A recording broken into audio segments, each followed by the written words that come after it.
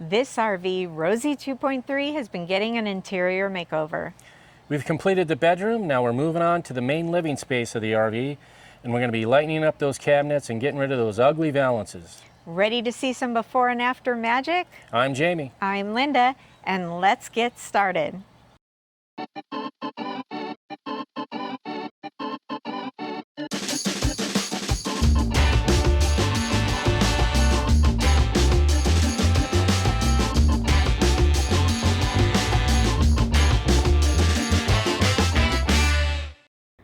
Welcome back to our Motorhome Transformation series. After completely transforming the cave-like bedroom in parts 1 and 2, we're now tackling the heart of our home on wheels, the main living space. Just like the bedroom, this area was dominated by that same oppressive dark wood paneling that made the entire RV feel like living inside a wooden box. But today, we'll show you how we breathe new life into this space with a sophisticated two-tone cabinet design and custom handcrafted window treatments that will completely change how this motorhome feels. We already replaced those Mama Bear 2 soft recliners that were in the RV when we bought it with this unit from Shop for Seats. We've been really happy with it. If you haven't seen that episode, there's a link here or down in the description where you can learn how easy it was to install. We still haven't attached it to the floor, as that will happen when we replace the flooring in here. We're also saying goodbye to those dated fabric Valances that were just collecting dust and making this coach far older than her age. Instead, we've created custom wood Valances that'll bring more warmth and character, but still maintain that calming aesthetic that we established in the bedroom. This part of the transformation begins with the same steps we used on the veneer and wood cabinets and walls in the bedroom makeover. These cabinets have that glossy finish that paint will not adhere to without the right approach, and that doesn't require sanding like you might think. Many of you may not have seen those episodes yet, but don't worry, here's the process. Once again, we start with the deglosser we showed in part 1. We're using the same high-quality Sherwin-Williams primer as we did in the bedroom. So now what are you going to do in here? I'm going to start working on this area over to the fridge. Okay. Well, I sanded this. Saw that. Because that's real wood, right? Yeah, and I'm going to leave it like that. I put clear on it. I think it looks really good like that. And then this is the same wood, so I'm going to sand that to match that. Oh, okay. So then you'll have the white, and then you have this wood color and the same wood color here. Okay. And then the rest of it will be the white. And did we decide anything about the doors yet? No. Okay. That's about to get a makeover. The bathroom here is well underway.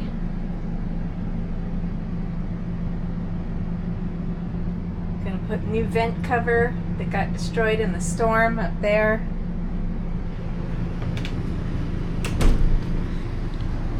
And then all this is a work in progress. It's gonna begin. So we're gonna take a month off from travel and try to get all of it done except probably the floor. The floor will probably come in the fall. Is it real wood? Well, this is. Yeah. I don't know about this. Or maybe you can do something like what you did in the first Holiday Rambler. I've saved some Pinterest pics for door ideas.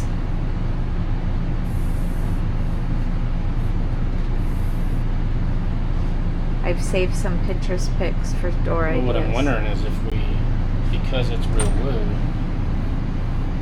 we can sand it like that. I've saved some Pinterest pics for door ideas.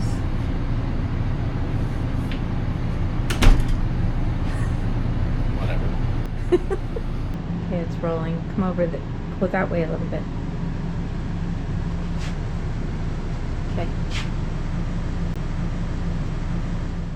I finished working in the bathroom. Now I'm working out here where the entertainment center is and near the refrigerator. This is all white, as you can see. This piece here that the TV mounts to and this piece here was actually real wood, so I decided to sand it. I wanted to see how good it would look once it was sanded, and it turned out really nice. So all I did was basically sand it, get rid of all the dark color and then clear coat it. And then the color it was the same color as this door here. It was real dark.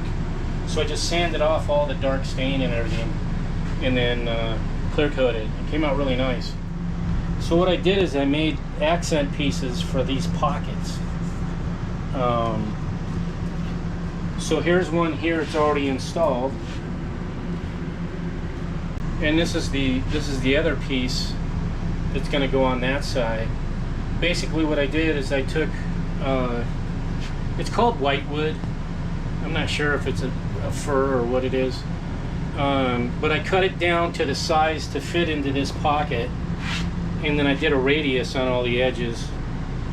And then I took a wire brush and I roughed it up so the grain stands out. Then I took a torch and I torched it, and you could see these dark spots where I torched it. Once I torched it, then I stained it and then clear coated it, and then I ordered these little metal, they look like nails, and they are nails, but they're very short. They're just they're decorative pieces. They're not actually made for holding anything. So what I'm going to do is I'm going to show you how I basically install these. So what I'm using is I'm using this Loctite. It's the premium fast grab. It's just a heavy duty adhesive. So I just squirt that on the back here.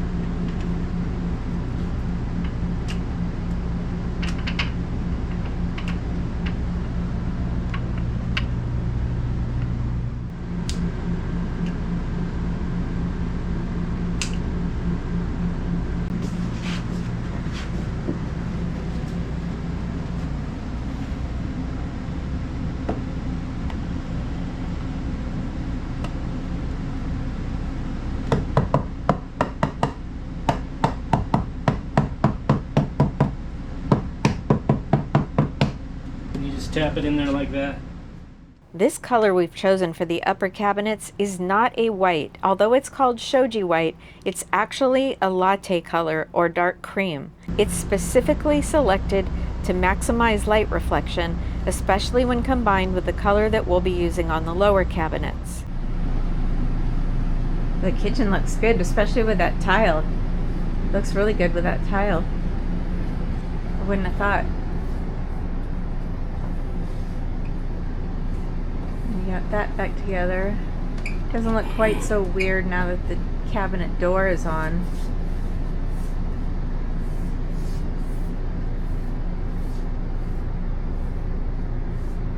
Is your goal to finish in the next 2 weeks?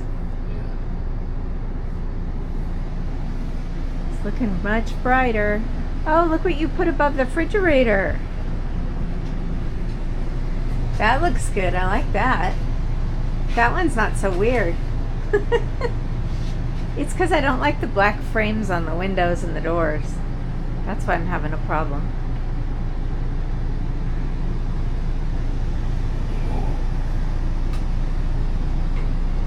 Looking good.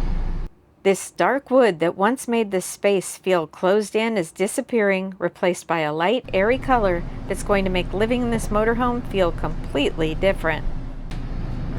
Front is starting to take shape. Believe it or not, this color is not white, and it's not even ivory. It's actually a light coffee or tan color. I guess it blended. The ceiling is kind of an ivory cream, but Jamie's not going to repaint. These are the last 2 valances. They'll be gone. No more ugly, outdated valances. So you're out here in 100 degrees making valances. Yeah, this is the one that goes over the entry door. Yeah? This ugly thing here. Really? That goes over the entry door? Yeah. I can't picture it. All I do is take 1x4s. This is that whitewood material. What I do is I cut it up and then I make 2 to be able to make this thickness. And then I'm going to router this with a round over, and then do the round over these edges too, and then put them together with these brackets and screws that you threw all over the floor. Screws that went on the ground. I burn it after I router it and put this all together. Then I burn it. This is what I use to rough up the wood to make it look old.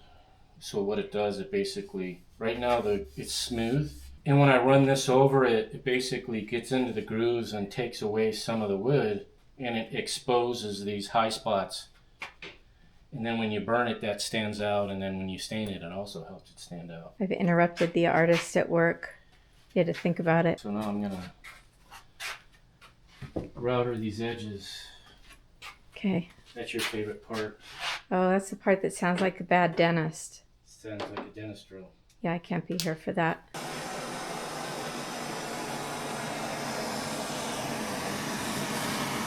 Here's what it looked like before he put the stain on. Did it real pretty. It just didn't really do anything, so it didn't pop or anything, so that's why we decided to add a little bit more color to it. We've torched this valance. This is a valance that actually goes between two cabinets in the bedroom, so it's not going to have these side pieces that come down. But I've torched it already, and then the next step after that is actually staining it. So this one here I've already stained, and then what I'm going to do now is going to put 2 coats. It says it's a 1-coat polyurethane, but I put 2 coats on, and that protects it really well. It's just a satin. I don't want a high gloss. I just want a satin look, kind of like your kitchen cabinets. To mix it, make sure it's all mixed correctly. You want to mix it with a stir stick. Do not shake this stuff. So this is going to go over the other window in the living area? Yeah. Well, I got to cut them lengthwise because these are the side pieces. Hit them with a brush and then burn them.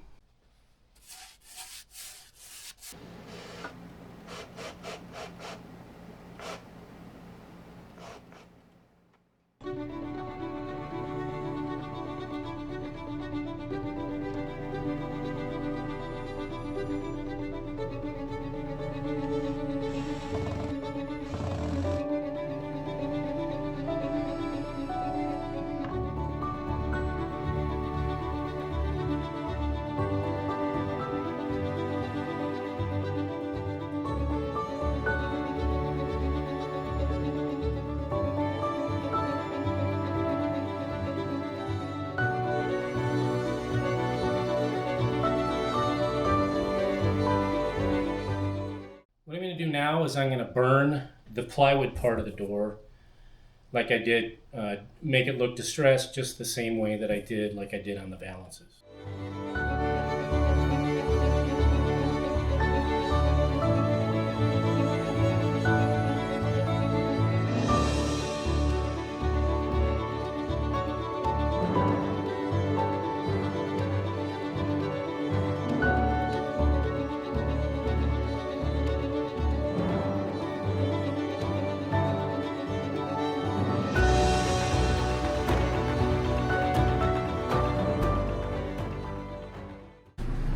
How's it going? I could hear you yelling from the front door.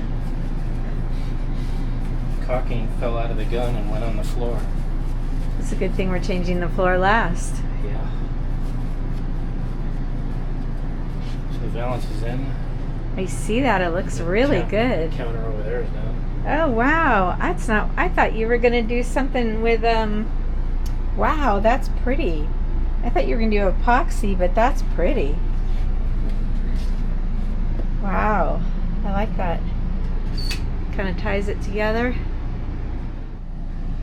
So the mural shipped. It should be here in a couple days. Be able to finish the bedroom. I'll be able to pick a color for those walls. Gosh, it's so much lighter. I just read a thing where it says yelling and screaming does not relieve your stress. Whoever said that's wrong. They're wrong? Yeah. I don't know. Turning the camera on does seem to relieve your stress. You gotta tuck it away. That's what the big difference is. This whole piece, the whole crown. That's what looks so different since the last time I walked in. Well, they use different, these hinges are a pain in the ass. Why did they use them? Because they're adjustable. So they can put it on there and adjust it fit. Oh. But if you don't put the exact hinge back where it was, it's not right. So I found that out when I did the ones back there. So I'm leaving those, and I'm going to paint with them on there because I don't want to have to go through trying to adjust them all again, because they never... So the part that's attached to the cabinet you're leaving there? Yeah, I'm going to leave it.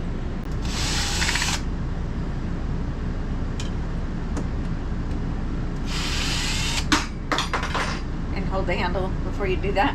Correct.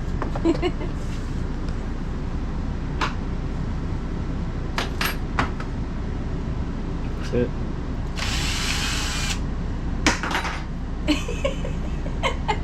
I held it, and then I forgot I was holding it.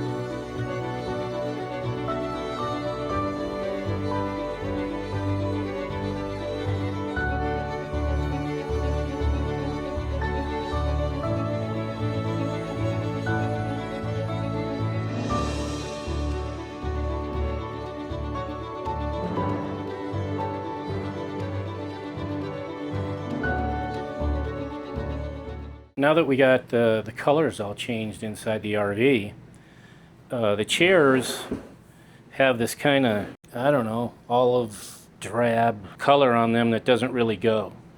I've done one already, and this is kind of how it turned out. It's kind of like a dark brown. The chairs, we're getting ready to go on a trip, so the chairs I can't do anything with yet until we get back. We're going to determine whether we're going to paint them or restain them or whatever. So, as we step back and look at this transformed living space, we're so proud of how it turned out. What was once a dark, cave-like interior that felt cramped and outdated is now a bright, sophisticated space that feels much larger and more welcoming. We really love the rough-hewn wood valances that replace those outdated fabric ones. They add character and warmth to the RV, and because they're made of whitewood, they're lighter weight than the originals. This transformation proves that when choosing the right RV for you, it doesn't have to depend on the interior colors. It can easily become a space you're proud to call home or home away from home.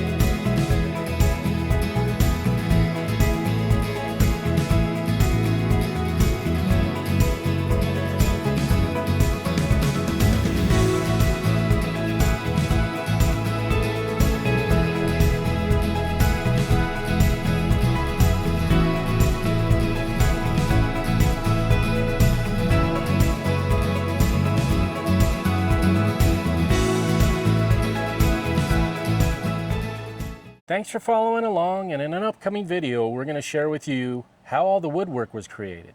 And if you like the makeover series, we'd appreciate it if you'd hit that like button and share the video with your friends and family. If you're not yet a subscriber, we'd really appreciate it if you'd hit that subscribe button. And click that little notification bell, and that way you won't miss any of this RV transformation series. And make sure to leave a comment, that way you could be part of the conversation. Until next time, We'll see ya.